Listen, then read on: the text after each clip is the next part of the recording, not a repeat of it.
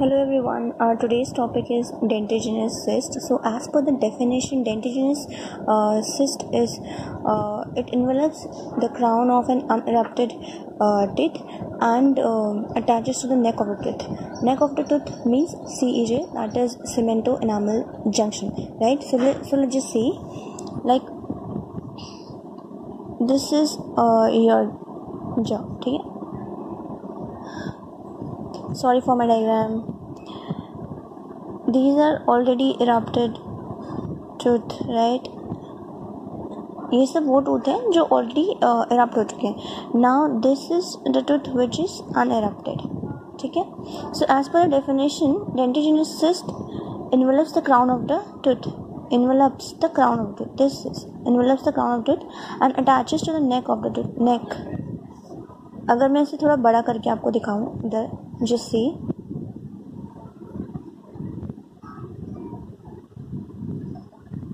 This is an unerupted tooth. ठीक है?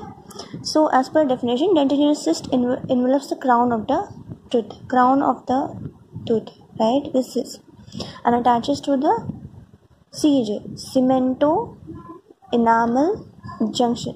This is enamel. This is cemento enamel junction attaches to the cemento enamel junction. So this is known as dentigenous cyst. This is the second most common type of developmental cyst, and it mainly occurs in second to third decade of life.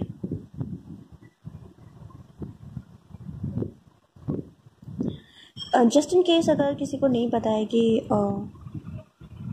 what is second and third decade of life, so second 1 to 10 years is first decade, 10 to 20 years is second decade, 30 to 20 to 30 years is third decade, and so on like this. Okay, so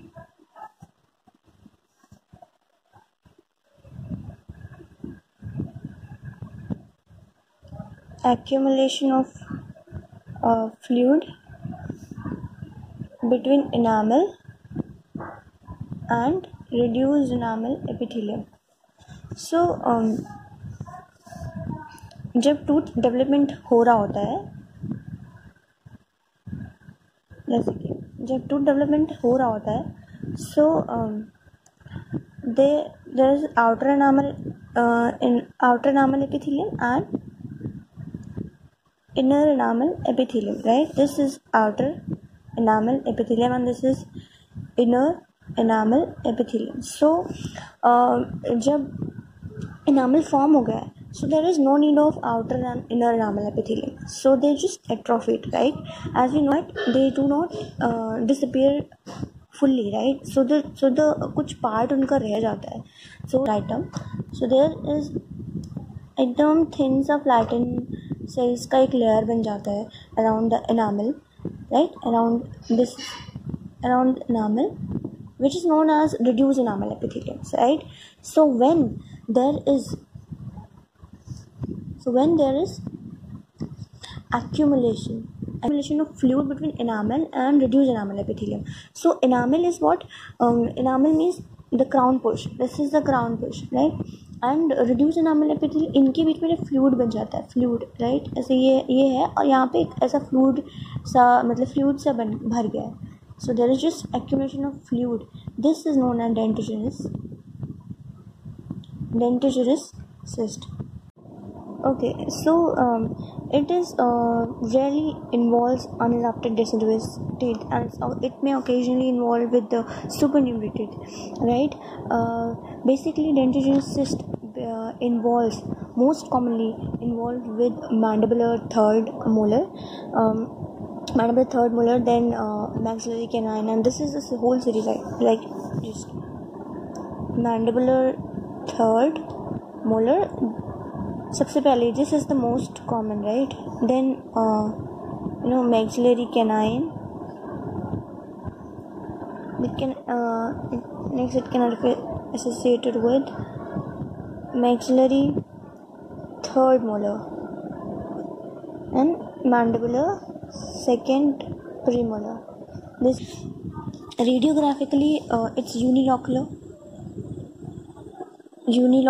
radiolucency.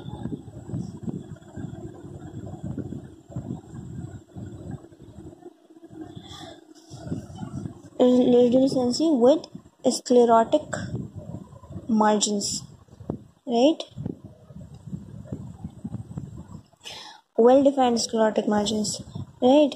There are three radiological variants on the basis of location of the cyst, right? So the first is central, uh, second is lateral, third is circumferential.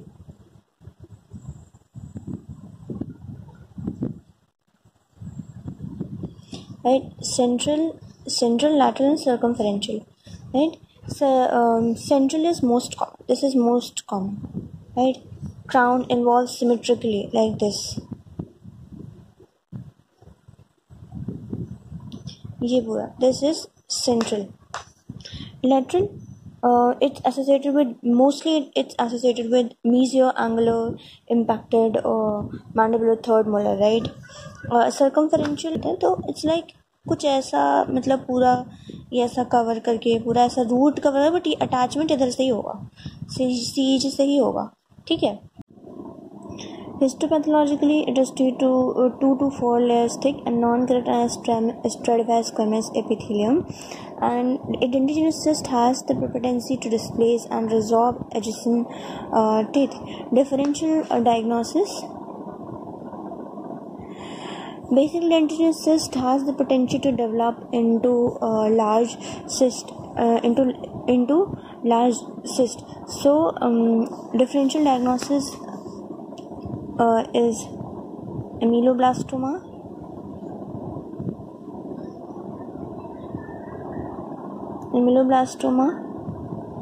second squamous cell carcinoma, mucoepidermoid carcinoma.